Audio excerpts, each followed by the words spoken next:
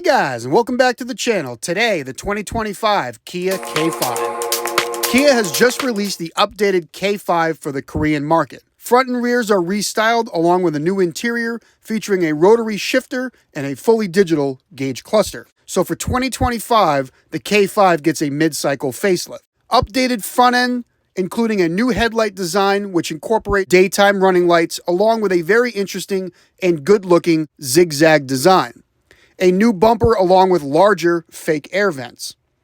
In the rear, also gets a new bumper, refreshed exhaust tips which are normally set aside for the GT line but are now here on lesser trims, and really help the K5 look more aggressive. New taillight design that features an LED accent lighting and now extends further downward into the bumper.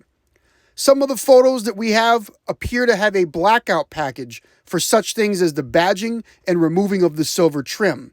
Two new wheel designs are offered in 17 or 16-inch variants.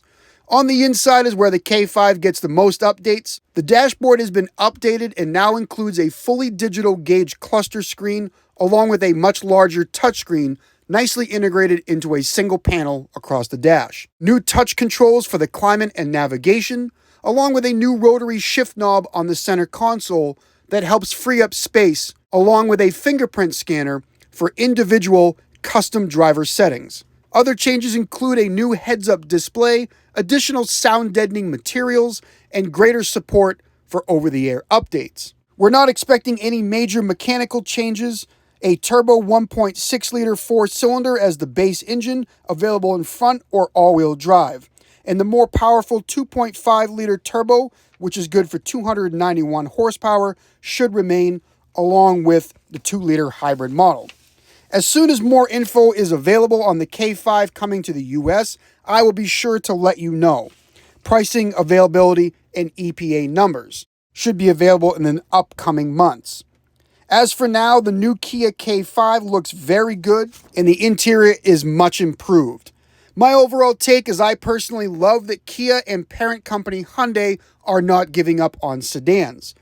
The K5 has always been, in my personal opinion, one of the best looking cars in its segment. And with a much more muscular look, upscale inside and out, hopefully Kia continues with these sedans and possibly a high performance version to help take the sting out of losing the stinger. If you guys enjoyed this video, give it a thumbs up. Consider subscribing as both of those do help the channel. Leave me a comment also as to what you think of the new facelifted Kia K5 for 2025.